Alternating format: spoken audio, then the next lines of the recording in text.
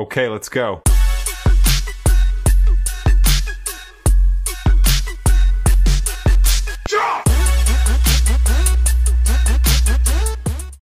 Beleza, vamos continuar aqui falando um pouquinho sobre os diagramas UML e os diagramas aqui de casos de uso.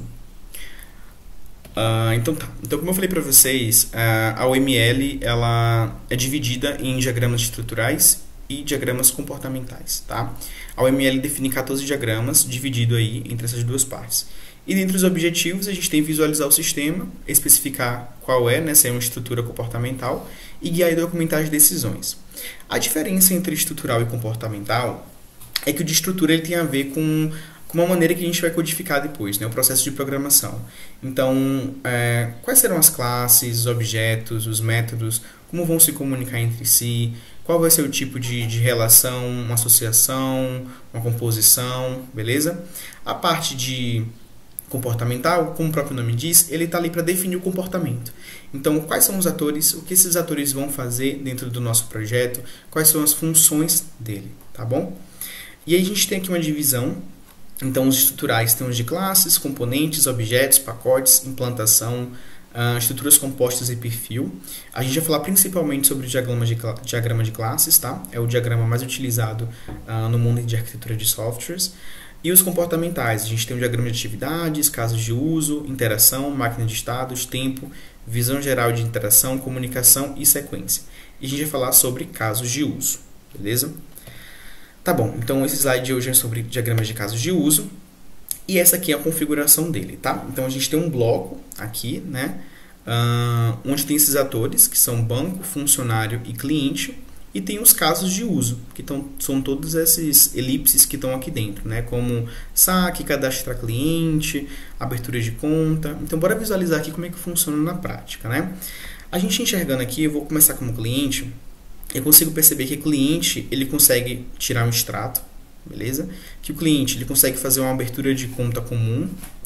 E aí ele consegue fazer uma abertura de conta especial ou uma abertura de conta poupança.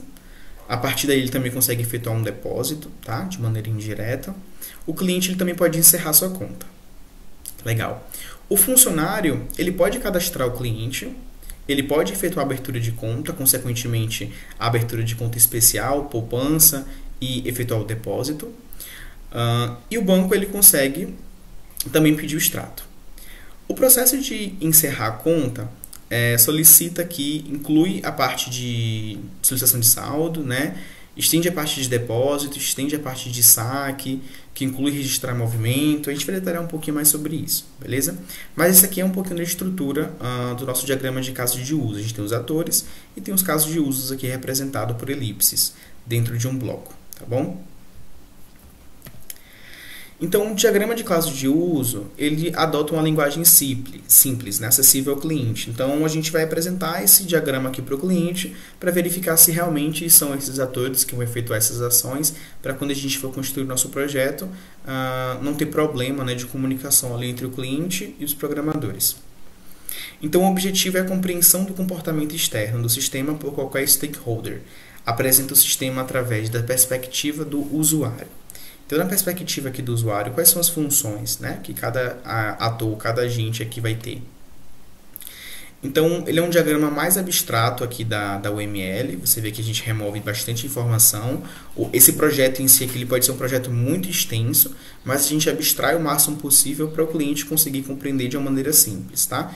Então, você consegue reparar que é um diagrama bem simples aqui na construção. Ele é mais flexível e informal, geralmente é usado no início da modelagem do sistema, então especificando ali os requisitos, né? E tem uma técnica de elicitação dos requisitos. Então a gente consegue aqui demonstrar quais são todos os requisitos e se todos os atores aqui estão efetuando esses requisitos corretamente. Ele define o que o sistema faz e não se preocupa em como ele faz. Então, como é que o funcionário vai cadastrar o cliente? A gente não tem essa informação aqui, né? A gente também não tem informação de como é que o cliente vai encerrar a sua conta. A gente só tem dizendo que ele vai fazer isso. Então, o que ele faz e não como é feito, tá bom? Um caso de uso, ele indica uma funcionalidade que o sistema deve oferecer. Então, sempre a gente verifica aqui que começa com um verbo, né? Então, abrir conta, sacar, verificar saldo, encerrar conta, abertura de conta. Então, na maioria das vezes aí a gente vai indicar sempre uma funcionalidade, tá? Como eu falei para vocês, tem os atores, que é quem executa essa funcionalidade, e os casos de uso, que é justamente a funcionalidade a ser executada. Então, os atores eles representam os papéis desempenhados pelos diversos usuários. Então, cliente, caixa do banco, gerente, etc. Então, são todos os tipos de usuários ali, né, e os seus papéis dentro do projeto. Eles podem ser pessoas que interagem com o sistema, pode ser um hardware que dispara alguma interação com o sistema, ou qualquer um outro software também que se comunica com o sistema. Então, o autor é algo que não faz parte do sistema. Então, ele é algo que vai interagir com ele em algum momento, beleza? Então, não necessariamente o funcionário ele está dentro do sistema, está na minha construção, mas eu sei que ele vai precisar interagir com o meu sistema, né? Através de uma view, algo do tipo. Então, ele vai precisar fazer essa comunicação com o nosso sistema. Então, a gente coloca ele, por isso que ele fica até fora do bloco, né? Que a gente aqui tem de construção.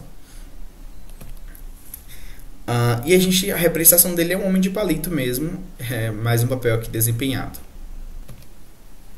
E aqui tem os exemplos de atores, né? Nem precisava estar voltando. Atendentes, sistemas de cortes, cliente.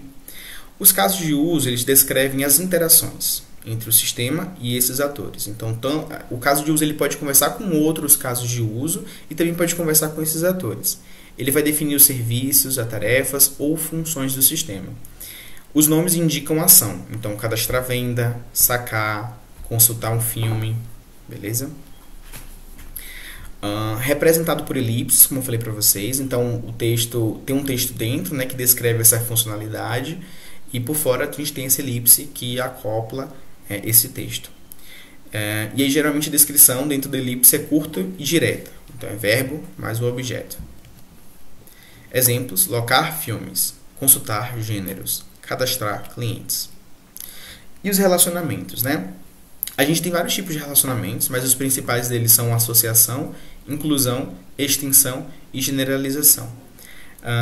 E aí representa essas interações, né? Atores e casos de uso, 2 ou mais casos de uso ou 2 ou mais atores. Então, os atores também podem estar relacionados, os casos de uso podem estar relacionados entre si, casos de uso podem estar relacionados com os atores, através desses relacionamentos, tá? Então, aqui, né? Associação entre ator e caso de uso. Demonstra que o ator utiliza a função do sistema representada pelo caso de uso, requisitando a execução da função, recebendo o resultado produzido pela função. Então, aqui ele está dizendo o seguinte, né, que o ator ele vai fazer aquela função ou vai utilizar aquela função. Então, essa pessoa de fora, quando for interagir com o sistema, ele vai estar interagindo, efetuando aquela ação específica, como cadastrar esse cliente, ou no exemplo do nosso vídeo anterior, né, cadastrar um aluno na escola de Hogwarts, tá? Por exemplo. E aí ele representa uma reta, né, ligando o ator e o caso de uso, que pode ser direcionada ou não. Então aqui a gente tem algumas associações, né? Então o cliente ele pode locar filmes. O vistoriador ele pode verificar veículos, que por si vem através do corretor. Então a linha não direcionada ela é mais comum, tá? Então a linha sem essa setinha aí no final ela é mais comum. E aí a gente tem alguns conceitos, né, desse tipo de interação: especialização e generalização. Então, acontece quando 2 ou mais casos de uso possuem características semelhantes. Então, a gente tem aqui uma questão de foco em reutilização. Tá? O caso de uso geral descreve as características compartilhadas e as especializações definem as características específicas. Então, aqui, tá? Por exemplo, a gente tem um caso de uso geral que é abrir a conta. Então, a gente tem alguns casos de uso específicos, né, para abrir a conta, como abrir uma conta especial ou abrir uma conta poupança. Então, a gente tem esses casos de uso específicos que estão relacionados com abrir conta. E aí você vê a relação da direção da seta, né? Então, abrir conta depende de abrir uma conta da poupança, abrir conta depende de abrir uma conta especial. Include, né? Então, ele é utilizado quando um caso de uso é usado dentro de outro caso de uso. Os relacionamentos de inclusão indicam obrigatoriedade. Então, a execução do primeiro obriga a execução do segundo. Ela é representada por uma seta tracejada. Possui a palavra include entre 2 sinais de menor e 2 sinais de maior. Então, aqui está representado, né, o include. O que isso quer dizer? Né? Que o cliente e o banco podem sacar, mas obrigatoriamente o processo de saque e de depósito precisa registrar um movimento. Tá? Então, todo saque vai registrar um movimento. Todo depósito vai registrar um movimento. Então, aqui, sacar inclui registrar um movimento. Depositar inclui registrar também um movimento. Beleza? Extensão de caso de uso. Então, é o extend, né? Geralmente usados em funcionalidades opcionais de um caso de uso. Então, include tem a ver com obrigatoriedade, extend tem a ver com opção, tá? Então, é uma funcionalidade opcional. Exemplo, cenários que somente acontecerão em uma situação específica, se uma determinada situação for satisfeita. Extensão pode necessitar um teste para determinar se o caso de uso será estendido. Então, semelhante à inclusão, a gente só muda que tem um extend. Então, no processo de encerrar a conta, a gente pode sacar ou a gente pode depositar. Não é obrigatoriedade, tá? Então, quando o cliente vai encerrar uma conta, ele não precisa necessariamente sacar, porque às vezes ele não tem dinheiro para ser sacado, tá? Então, esse aqui é um exemplo do extend aqui nesse caso. Então, ele tem muito a ver se uma determinada situação for satisfeita. Então, como é que a gente vai sacar se não tem dinheiro nenhum para efetuar o saque, né? Então, é uma questão opcional aí, mas que se tiver, a gente talvez precise efetuar esse saque. Então, a gente tem um exemplo aqui, né, mais geral. Então, com os atores paciente, secretária, doutor e balconista. Então, o paciente ele pode cancelar uma consulta, marcar uma consulta, pedir um remédio ou pagar a conta. O balconista ele pode pagar a conta. O doutor ele pode pedir o remédio. E o secretário ele pode marcar tanto a consulta como cancelar essa consulta. O marcar consulta, obrigatoriamente, ele vai precisar procurar o registro do paciente. Tá? Então, vou marcar consulta, mas vai marcar consulta através, né, para quem? Então, eu vou precisar ter essa outra funcionalidade que está associada com marcar uma consulta ou com pedir um remédio. Então, vou pedir um remédio para quem? Vou marcar uma consulta para quem? Então, preciso procurar o registro desse paciente para poder efetuar a marcação de consulta e pedir o remédio. E aí, veja que ele não está se incluindo como, né? Ele não está dizendo como é que a gente vai procurar esse registro do paciente. Você vai pesquisar em alguma coleção de objetos, em um banco de dados, em algo do tipo, beleza? E pagar a conta, ele pode ter a opção de adiar o pagamento. Então, posso pagar uma conta, que é pagar a minha conta ali atual, ou eu posso também pedir para pagar a conta, mas estou fazendo um adiamento ainda no pagamento. E não pagando ali na hora, tá? E também tem uma associação com o plano de saúde. Então, pagar a conta, ele vai fazer a verificação também no plano de saúde, para verificar se tem um plano de saúde ou não, por exemplo, tá?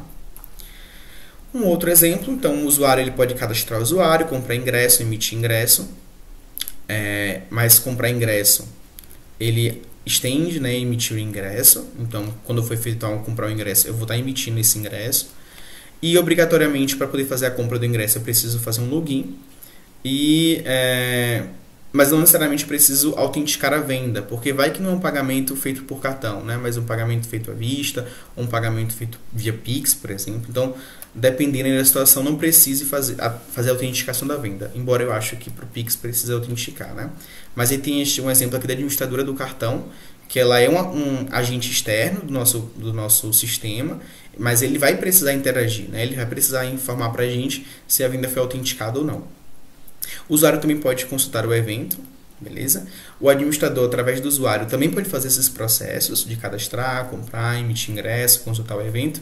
E o administrador também pode manter o evento ou gerar um relatório, se ele quiser, né, de maneira geral. Um terceiro exemplo aqui, e último, o cliente ele pode efetuar o saque e efetuar depósito. E o banco ele pode também efetuar o saque e efetuar o depósito. E ambos incluem aqui registrar esse movimento, beleza? É isso, aqui tem uma bibliografia para vocês. E é isso. Até a próxima aí.